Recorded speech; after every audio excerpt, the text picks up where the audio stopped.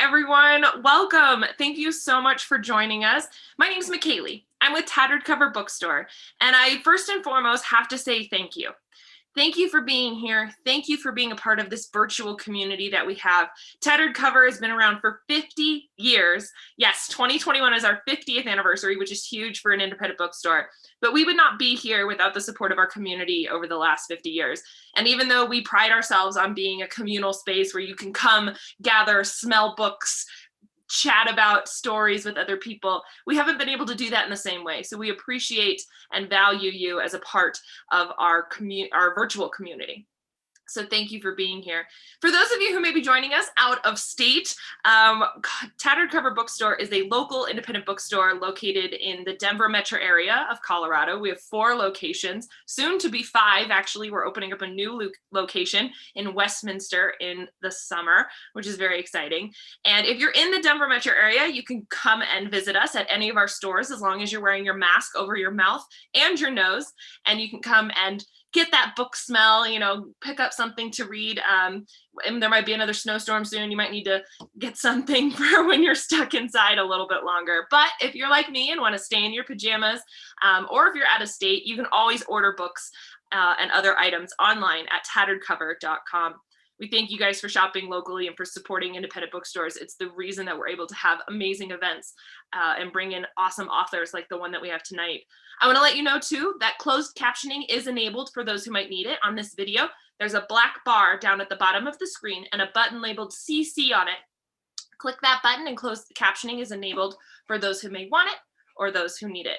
We also have a robust virtual event schedule that is coming up here. We have an event even tomorrow with W. Ralph Eubanks and his new book, A Place Like Mississippi, which is an excellent examination of Mississippi in literature and in real life and how both have played a role on each other. It's a fascinating book, and I think if you liked The Lowering Days, you'll like this one as well, even though it's a nonfiction, because it has that same vibe of really focusing and honing in on the story of a location. Setting plays such a huge role. But you can check out all of our virtual events at tatteredcover.com/event. Now I want to talk about the one that we have tonight featuring author Gregory Brown. Gregory Brown grew up in Penobscot Bay. His stories have appeared in Tin House, the Alaska Quarterly Review, Shenandoah, Epoch, and Narrative Magazine. A graduate of the Iowa Writers Workshop, he is the recipient of scholarships and fellowships from the MacDowell Colony and Breadloaf Writers Conference.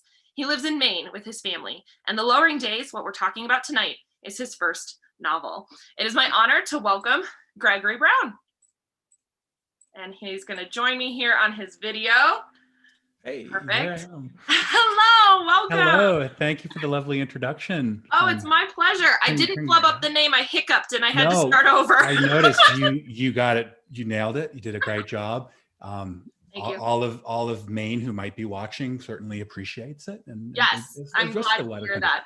Well, but speaking of Maine, it's where you set your newest novel. And I would love for you to tell us a little bit more about it for those who may be new or discovering your book for the first time. Absolutely, yeah. I'll give a quick setup of it, and then what I'll do after that is I'll read from the beginning of the novel, just kind of to bring the audience into the world of the book. So it's called The Lowering Days, and it's set in a fictional town in a fictionalized version of the Penobscot River Valley, which is where I grew up. So it's definitely like a Maine of my imagination, but at the same time, it's filled with real landmarks in Maine, real industry, real cultural elements. The book itself, I've kind of always thought of it as like a love letter to the Penobscot River. My family, or I grew up in the Bay, and then most of my mom's family was further up and along the river in Penobscot County. So I spent a lot of time going up and down the river as a kid. It follows 3 families that kind of come into conflict and crisis together. The narrator is a man named David Almore Ames. He's looking back from like his mid-30s at this series of events that unfolded when he was a teenager. His mother, Fallon, runs a small town newspaper called The Lowering Days, and his father, Arno, is a boat builder. The neighboring family, the Creel family, they are a lobster fishing family. The two fathers, Arno and Lyman, have kind of a long-standing conflict that bubbles over in various ways in the book, and the 2 mothers are very close friends. The third family is a Penobscot family, Molly and her father, Adam Greenwind. And Adam had been a mill worker for a long time, and he lost his job when the paper mill went bankrupt. On the eve of it potentially reopening, his daughter Molly burns it to the ground in this kind of wild imaginative act that becomes a very real act that divides the community and brings the three families together. And for Molly, it's a way to prevent the river from doing further harm to the land, to her people, to her father, and to other families. So with that all being said, I'm going to launch into the start of the book. And what the book begins with a very short italicized passage. For a long time, it was like labeled as a prologue, but it's, in the finished version, it's not. It just stands on its own. It's kind of like an incantation into the land. So I'll start with that passage, and then I'll go into chapter 1 and read about 2 pages. So here we go. What's the story of this place? This valley, this river, this bay? The story of this place. The story of this place is simple. The men take the women away, and the sea takes the men away. But how do the men take the women away? Love, fists, knives, pregnancies, money, guns, words, love. How does the sea take the men away? Very, very easily. Just a little swoop of wind, the leap of a single mischievous wave. It's like taking a breath. That's all freedom ever is, the ability to breathe. Try it. Open your lips. Press your tongue down against your back teeth. Close your eyes. Yes, sugar. Just like that. Now take a breath. Make it small. Think of a newborn's lungs, no bigger than a clementine. Now take that breath. You feel it? Of course you do. There's another man gone by the sea. And what does the land do through all this? It cries out for justice. Chapter 1. We were wild kids, always covered in river dirt and sweat. In every corner of the house one could see our passing. Ochre footprints slapped across kitchen floorboards, sand spilling from our beds, mud from our hands smeared along cabinets and door handles, and the hulls of the miraculous boats our father built. With the windows thrown open in summer to the river and the calling of owls and coyotes and wood frogs, it sometimes felt like the line between the world inside and the world outside vanished. Perhaps that's why my brothers and I never questioned our parents' ability to summon each other back from short and great distances. It wasn't until I was grown that I realized this was unusual at all. Certain cultures believe a song or chant voiced in one place can be heard in another place many miles away. Passamaquoddy people talk of motawolan, ones with extraordinary spiritual powers who can hear for great distances. All these years later, I am still convinced my parents carried some similar summoning magic. And while I don't have the language for such a thing, I know only this: love should always be able to call love back. That seems simple enough to us as children. My name is David Almer Ames. The other day I woke with a sudden need to make sense of old things before more new things came on. I guess this isn't so unusual, but by giving myself permission to freely survey the lives I grew up among, moving from one household into another, much like the river that surrounded us, I'm hoping to stand in the flow of history without being crushed by its weight. I'm a doctor now, and while one might think I'd seen enough absurdity to throw my hands up to time and chance, the secret curse of being a caregiver is the hunger for control. Every malady has a potential cure if you get to it soon enough. So it is that I've often thought about what could have been stopped had someone gotten between my father and Lyman Creel when I was a teenager. But I'm talking now of mystical things, of surreal places and impossible tasks. To begin the right way, we must start with the Penobscot. The Penobscot River rises from the mountains and lakes of northern Maine and runs down the state like a spine. It shares its name with the Penobscot people, who are the current and original inhabitants of the river and ancestors of the waters. The Penobscot Nation, along with the Micmac, Maliseet, and Passamaquoddy tribes, were known collectively as the Wabanaki, the people of the Dawnland. For thousands of years, they'd been the first people here, until, as prophesied in the visions of elders, ships filled with white faces came from the east, sowing impossible sadness. It was in the east as well that healing was supposed to start. The Penobscots ran their nation from a mile-long island rooted in the river, and their ancestral territory included the entire watershed. The river, its water, its banks, its islands, and Penobscot Bay, which over time had become my family's home as well. 30 miles downriver from the tribe's island reservation, a small tributary took one final detour through the woods and around our house before rushing into the sea. As kids, we called this artery the Little River, because it felt like ours. Of course it wasn't, but we were children and didn't yet understand the danger of thinking land was something one could own. Down in the woods, a narrow peninsula jutted into the waters. My parents, Arno and Fallon, built a long dirt drive out to the peninsula's end, then cleared just enough timber to frame a small post and beam cape. Salt pulled down from the nearby sea permanently colored the dirt, and the drive was as hooked and white as a human rib bone. Dogs we owned spent hours out there licking the earth. During the big storms, we thought the entire peninsula would wash away, and we considered retreating to town to stay with friends or relatives. Stubborn, stalwart, deeply rooted to the bottom of the river, the land remained, and so did we. I'll stop there. It's almost like, do you have to? I mean, I could go, but I think I will. No. That's what audiobooks are for. That's what we want to make sure we have the conversation. But thank you for treating us to that. That was lovely. Of course. I so enjoy reading out loud, and I think one of the many things I miss. I'm super excited to be here virtually. I mean, I'm in Maine and you're in Colorado. This is pretty amazing to be able to bridge the country this way. But I miss, going up to a bookstore, I think, as we all do, and then hearing an author bring their work to life in their voice. So I'm really happy that I can do that. Well, thank you for doing that. You're welcome. I wanna start with world building in this sense, because you even talked about, when we were talking about you doing the reading and when you even introduced it now, that you wanted to introduce readers into this world by reading aloud. And I want to talk to you more about that world, because you said it was made up of your own imagination, and yet there are huge real elements to it. The Penobscot tribe and the indigenous folk who live there and have breathed into this land and had it taken away from them. How did you marry the two? And what did that process look like for you when creating this setting? That's a really good question. I think for me, the main of my imagination that exists in the book is pretty literal in a lot of ways. And I find that what's more from my imagination are kind of the myths that the families have, the stories they create, kind of the mythography around these towns. And one of the things that I found when writing this book, I had been away from Maine for about 12 years for college and grad school and other jobs, and I came back home.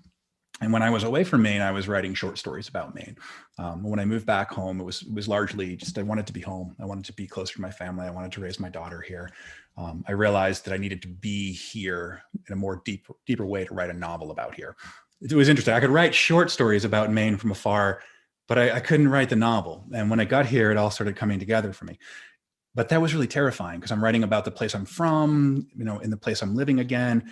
And what I kind of told myself was that I'm going to write about a Maine that was my Maine, that I perceived, kind of the Maine that I observed or felt that I observed as a kid. And that means like the real empirical things that happened in the state in my childhood, and also kind of the more magical things that I felt bubbling up from the ground. So when I kind of did that, I'm like, well, I'm in a Maine that's another world. It loosened things up. It gave me like permission to more fully tell this story.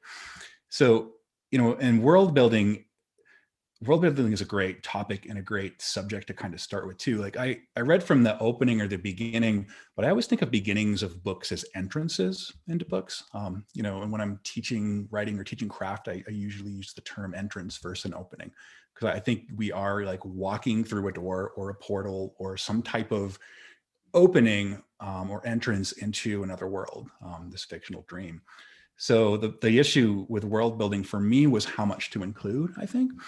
The opening of the book is pretty expository. Right about where I stop, it starts moving into scene. So throughout the book, I'm kind of balancing expository language that's like showing this world, but not necessarily dramatizing it with like, dramatic scenes. So that was one of the trickier things, was figuring out how much context to keep bringing into scenes while building the world.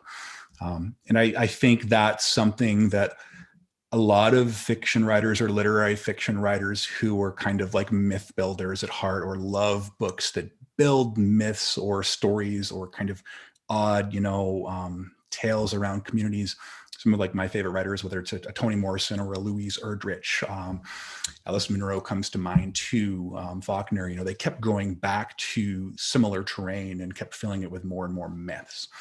So that's kind of a long answer to your question, but world building is always like right at the forefront of everything I'm writing. And I tend to actually sometimes feel like I'm overbuilding worlds. I remember when I was writing this novel, I had all these notes about the timeline, and I, you know, instead of having like charts organized by character, I would have things organized by like present, past, deeper past, deep and deeper past. It's like, oh, okay, well, it's somewhere you can't fold all this in here, but that's part of the fun, is figuring out what makes it and why.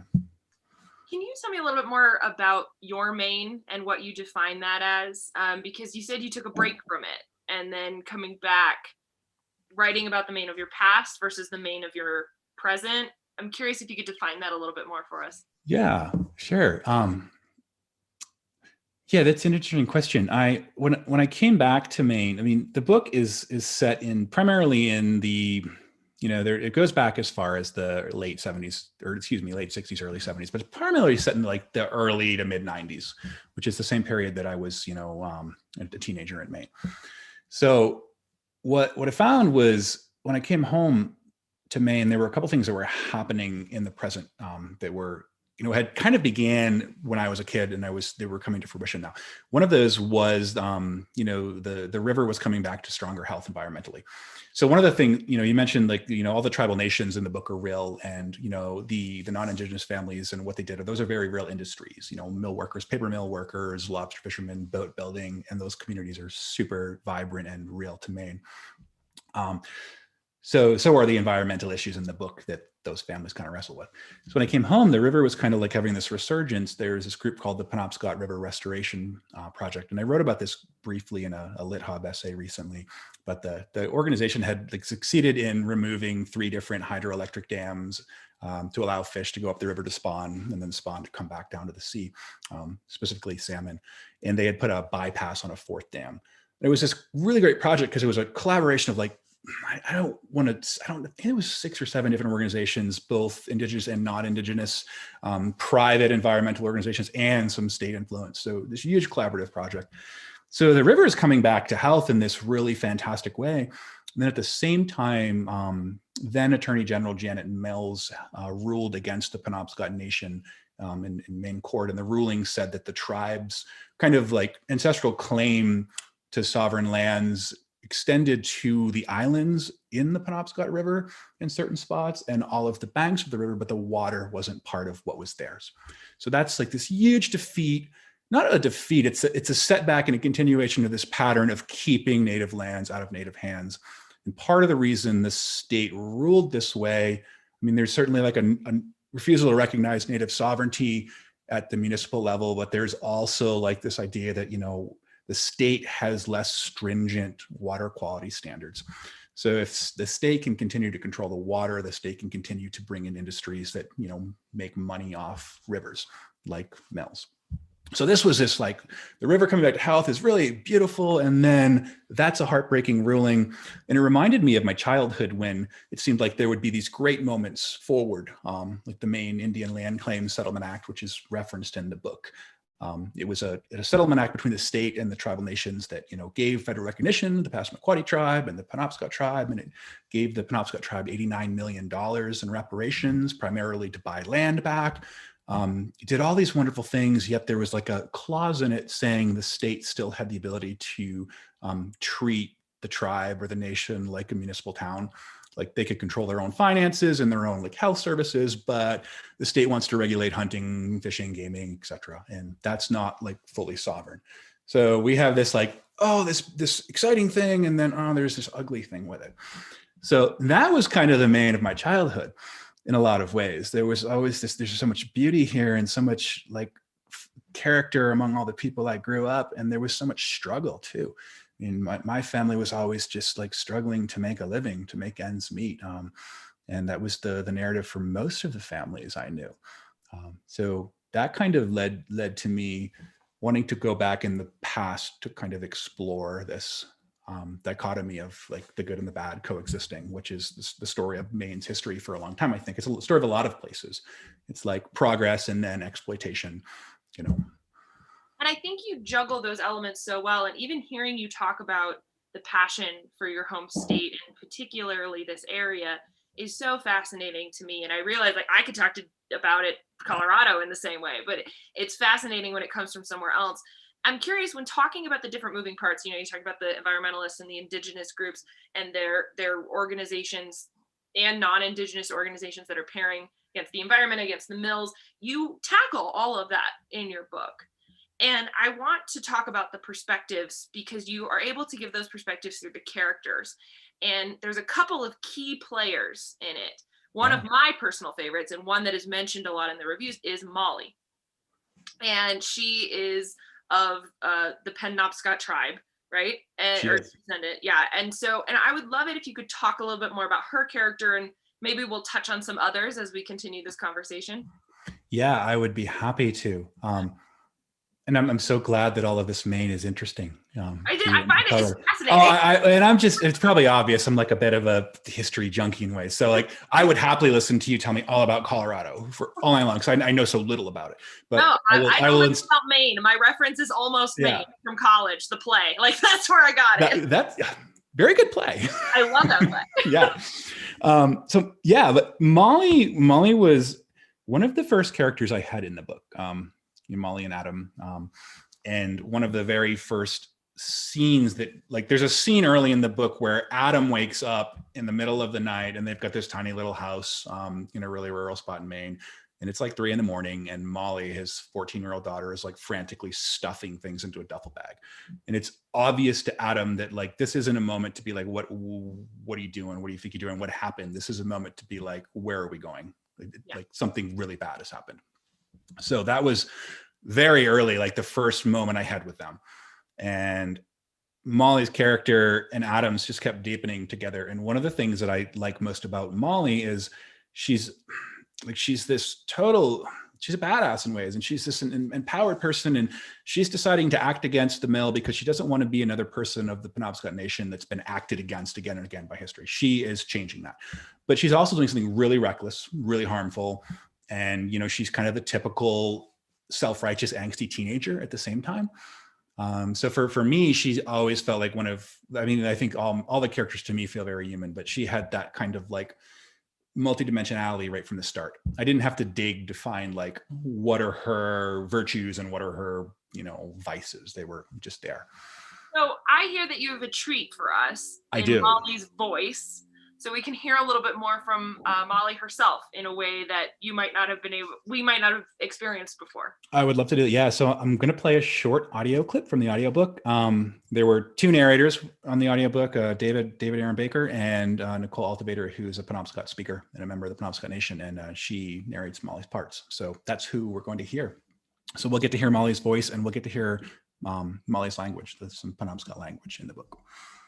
And this is a letter that she, after setting the fire, she sends it to the Loring Days, the newspaper. Mm-hmm. And what I'll do here is turn my video off so we can just hear the words. And that's what I will do as well. Cool. All right.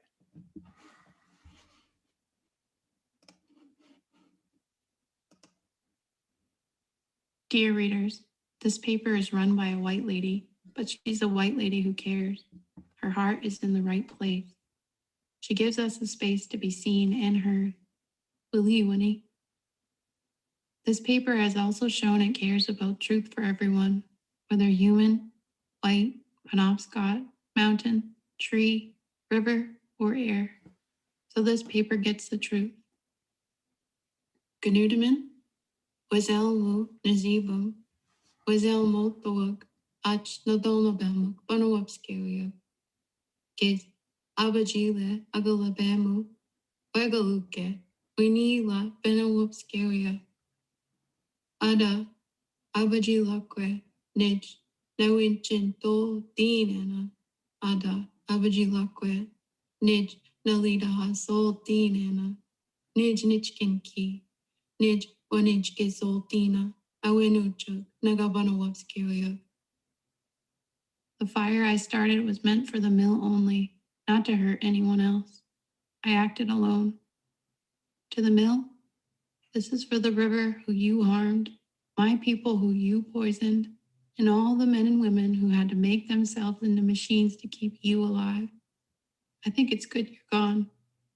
Some things have to stay dead so others can come back to life. To my people, Nudeldaman, Hachi, Polita Hudaman, the river is us. We are the river. I couldn't listen to your crying anymore.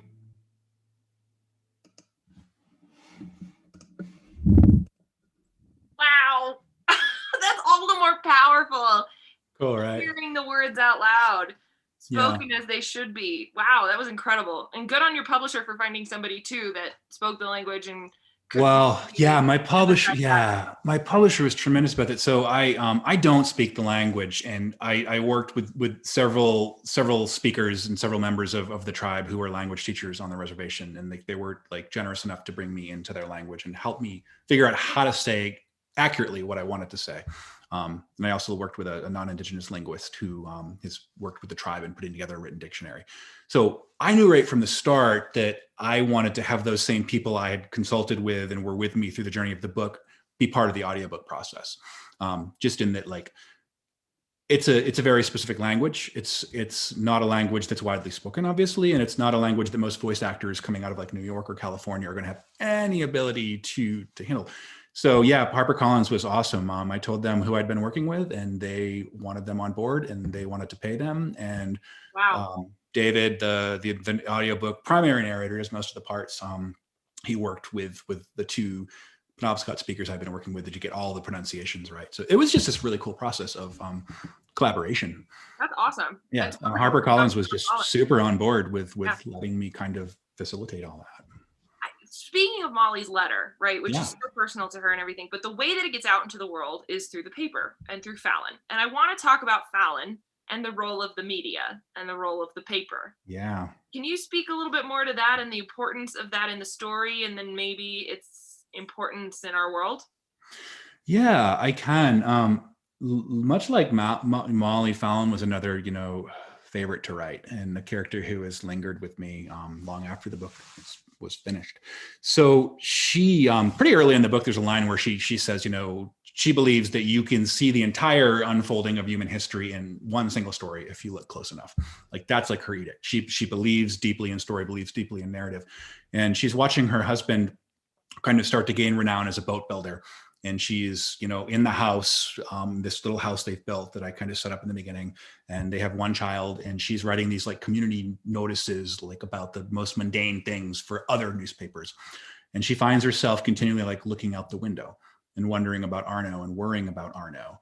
And she realizes that like this will be the last winter in her life that she does this. Like she's becoming a crazy person, and she never wanted to be that person who spent all of her days like worrying about not necessarily where her husband was, but yes, her husband, but where anybody else was. So she decides to start a newspaper and tell her own stories. She doesn't want to work at another paper. She doesn't want to be a reporter. She wants to own the thing. So she starts the Lowering Days, and she focuses on local news, which is like the kind of base job of any small town newspaper, but she makes a lot of space for environmental and activist issues that are important to her, including like cultural tensions between Indigenous and non-Indigenous community in Maine, which was seeing a lot of coverage in local newspapers when I was a child. So it was very much there, and still is. So Fallon wants to be the storyteller that is recognized for the good she does. She also wants to be recognized for like the tenacity of her journalism. So she pushes the line at times, and she wants to sell newspapers. I mean, Fallon is one of the things that was most fun about writing Fallon was getting to be honest about her ego and her ambitions.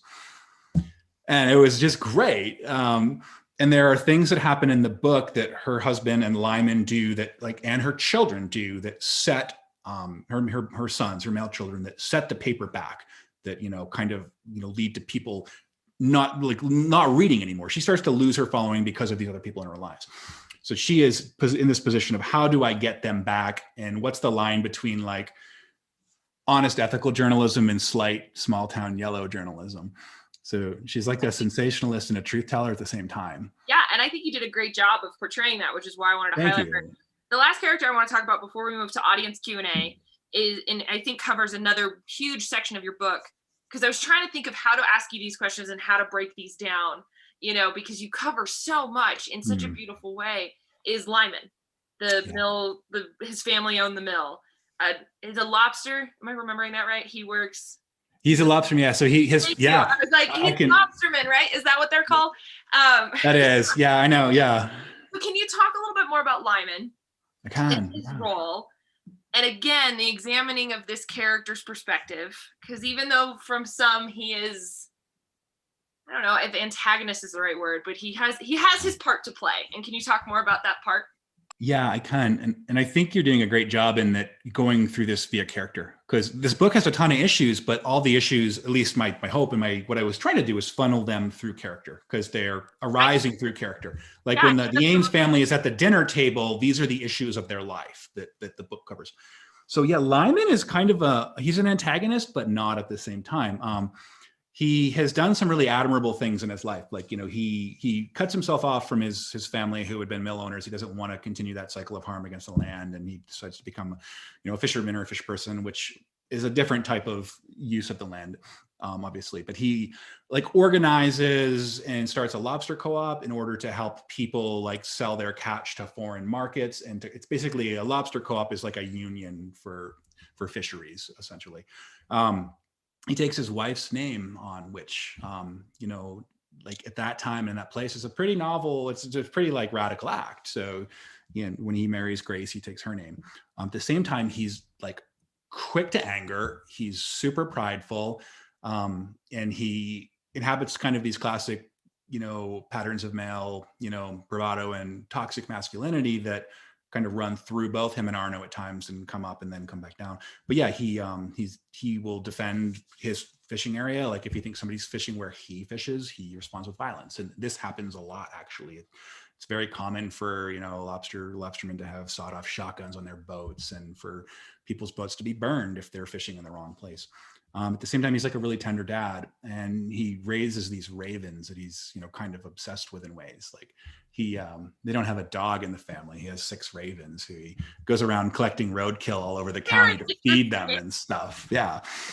And he's the problem, or not the problem, but the question with Lyman is always, is he the black cloud when he becomes the black cloud in the book because he is evil or wants to harm people? Or is he just unable to escape this kind of thing that happens in small towns where you're made a pariah for one thing in the past, and then it follows you for years and years and years, and it beats you down into making decisions that kind of reinforce that. Yeah, you think I'm this evil, vile thing. Well, fine, I'll do the evil, vile thing. So that was... Fallon and Lyman were 2 characters that I often were thinking about at the same time when building this book, because their moral complexity is similar but different. Lyman's darker side ends more in violence, where Fallon's darker side ends more towards exploitation or something, for lack of a better term. But yeah, that's Lyman. He's the black cloud hovering around the book. That's why I had to ask about him too. Yeah. Don't get me wrong, I'm obsessed with Fallon and Molly and their strong female characters, but Lyman, man, he's like Iago and Othello of you gotta kind of like the dude. And the narrator, David, or Almi, as he goes by, he gets increasingly drawn to Lyman through the book, and that's kind of part of the plot, and this whole him being pulled towards this other male figure, and that is supposed to be the one you stay away from. So Lyman's pull extends to the characters in the book in addition to the readers, and I think it's fair to say that most people I've talked to who have read the book are very intrigued by Lyman. And readers who may not have read it yet, I guarantee you will be too. I feel that we could just do a study and write theses on each of these characters, but we're going to run out of time, and I want to open it up to our audience Q&A here. And so there's a chat that you're watching us on right next to the video you're watching us on, excuse me. So you can type in your questions there. And I think this is a good one. You mentioned that you were having this conversation with another author at a previous event, but why did you name the paper The Lowering Days, and why did you extend that title to the book? That's a great question. So interestingly enough, I had the title before I started the book. This is the only time this has ever happened. That's I've unusual. always, it isn't, it felt unusual to me. I mean, I always, in the process of writing or after finishing something, I have come to a title on like a story. And other novels, I've written or started 2 other novels before finishing this novel. I had the titles like midway, but I had this phrase before I even began it. I'm like, oh, The Loring Days, that's the title of the book. Now what's the book exactly? I had some ideas, but I didn't have like a lot of elements or plot yet.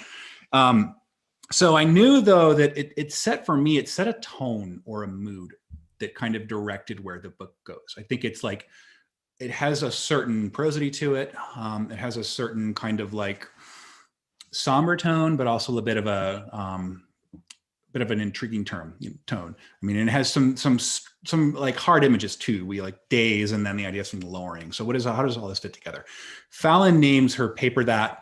That's the literal way it works in the book, because she likes the weight or the gravitas of the phrase. And her brother at one time is like, oh, it sounds ominous. And she's like, well, ominous might sell papers. So that's cool. And in her like story, and her family's kind of, legend or whatever, the lowering days refers to the day that a body is put into the ground. It's the funeral day. She had a great grandfather who was a doctor. And then the other way it works in the book is it's the lowering day is the day that a boat is launched. So her husband, Arnaud, being a boat builder, that ties in. So I liked it as the name of the title. I liked it for its kind of literal work it was doing. And I liked the symbolic work where we have, a day of death, a return to the earth, and then a day of birth, the entrance of a boat into the world. And boats are treated as like pretty living or alive for objects in the novel. So that's kind of the history of the title. Yeah. Well, and the boats in general bring such significance, and I think it would have to in a town like this. Yeah, it does. Yeah. Speaking more of Maine, this one's kind of a funny question, so answer at your will. Cool. What are your views on Stephen King's portrayal of your state, and are you hoping to change that? That's an interesting question. I grew up reading Stephen King, and there were always things that I liked about his writing and his portrayal of Maine, and then there are always things I disliked. And one of the things I disliked was I thought sometimes the state was made into just a playground for like the macabre and, for people kind of going off the rails into madness. So Stephen King's work never felt like I loved it, and I still love a lot of it, but it never really felt like Maine to me all the way through and through. And I think it does for a lot of Mainers, and I think it doesn't for a lot of Mainers. And I think from a lot of people who don't live here or haven't spent time in Maine, it's like kind of their idea of Maine. So I don't think I'm trying to change that necessarily. All for him doing what he's been doing. And I think like there's no reason to stop doing that. But what I wanted to do was bring a broader picture or a different picture of Maine. And I think that, we see a lot of Maine in fiction, and sometimes the Maines we see are a little stereotypical. It's like the vacation land Maine, or we boil things down to this kind of battle between tourism and locals who depend on tourism, or we kind of focus on just like some of the harder qualities of rural life in Maine. So I wanted it to just be a broader picture of both class, industry, and culture. Maine's a lot more diverse than it's often presented in fiction, and it's a lot more diverse than a lot of the people in Maine, like the European American settlers or colonizers in Maine would want one to believe. The narrative here gets whitened by everybody, and it's a lot more complex than it's often shown. I'm curious. This question is more from me, but yeah. Would you ever consider writing about your current Maine, your present Maine? Because you did a lot of research and talking about more of like your childhood Maine and the different avenues that you came with it. But would you ever consider, or are you considering writing about Maine as it is now? Yeah, no, I am.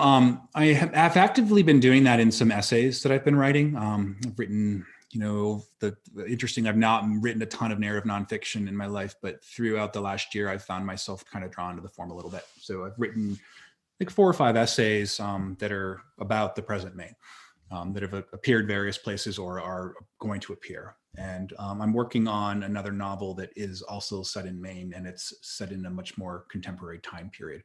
Not that the Lowering Days is like the deep past, but it's set now. So it's families kind of navigating the now of Maine. So to answer your question, yeah, the present is appealing to me as well in that way. Honestly, I was just as curious because even though it's not like the deep past, we still think the 90s was 10 years ago, but I know. but I think that you still have to do research there that comes with that and what was going on in that time. And the fact that you're tackling so many different influential organizations and viewpoints, you have to do your research on that. Whereas contemporary Maine, it might be a different type of research. You still want to get it right. But I just was curious because it's interesting when you talk about your Maine, your childhood Maine, because my childhood Denver would be different than my adult Denver. No, it is different. And it's always, it's from a research standpoint, there's something after all the research that did go into the lowering days, there's something liberating about being able to verify things that I can remember or recently experienced. Yes. Whether they appear in the book ultimately or not, at least like I can have a more up here research process. We're going to ask about 2 or 3 more questions before we end here or so. I think this is a nice one. Given your background at the Iowa's workshop and having said that you taught writers workshops, what is some advice that you have for writers? Oh, yeah. So, I mean, this has been stated by many, but I will, repeat it. Read, just read and read and read and read what you love and don't apologize for it, but also read outside of what you love.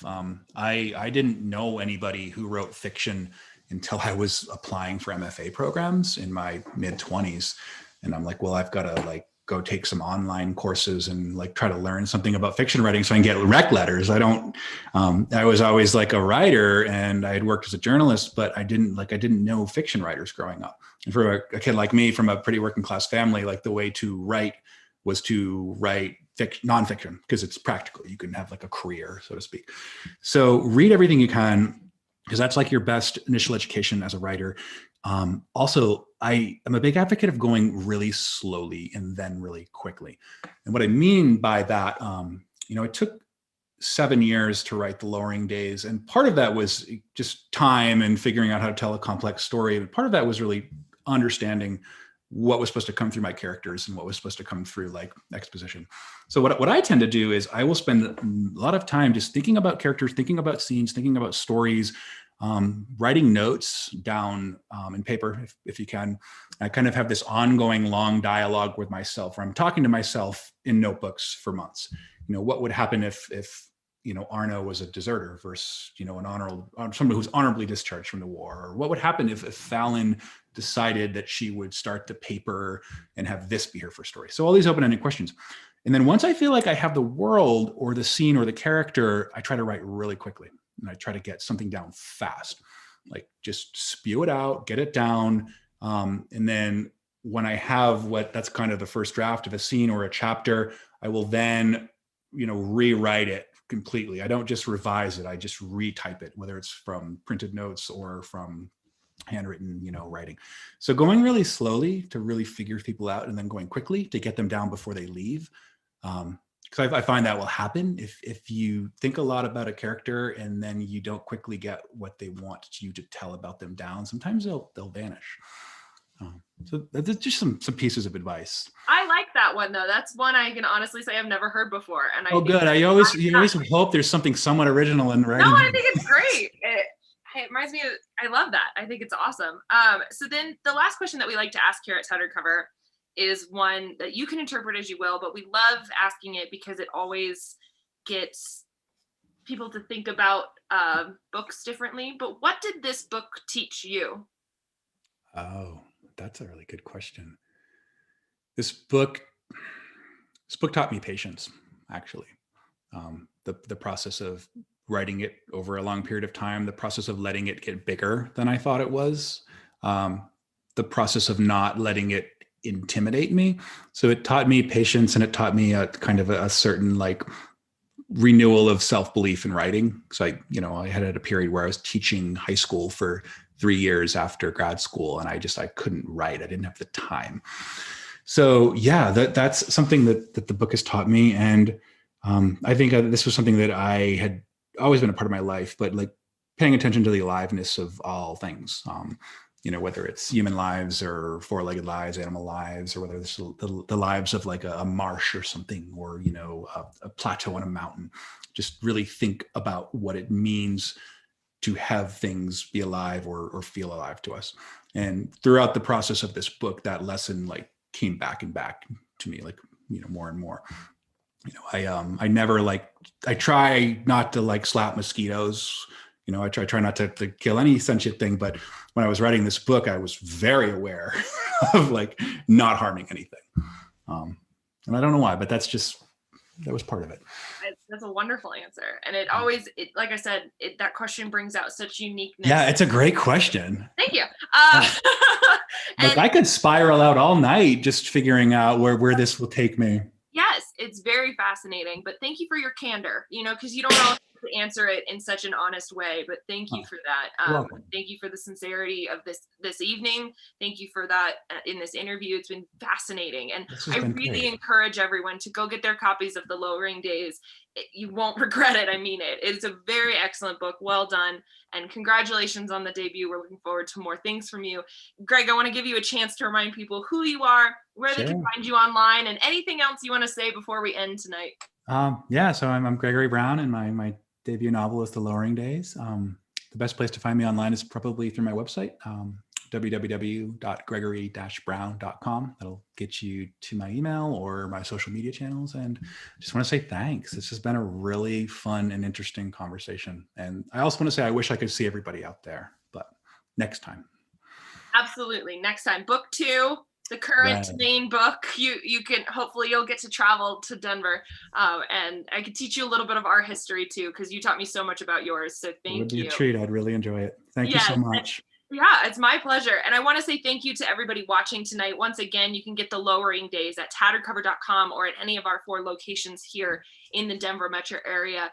Look up our events at tatteredcover.com/event. And for some of you, it's dinner time out there that might be watching right now. So shop locally, maybe support a local mom and pop shop by ordering out dinner tonight. We wouldn't be here during this health crisis without you. So thank you again for your support. Greg, if you'll stick around while I am closing out here. Thanks again, everybody. Get your copy of The Lowering Days out now at tatteredcover.com. Stay safe, everybody, and happy reading. Thank you all. Thanks, everybody. Take care. Bye.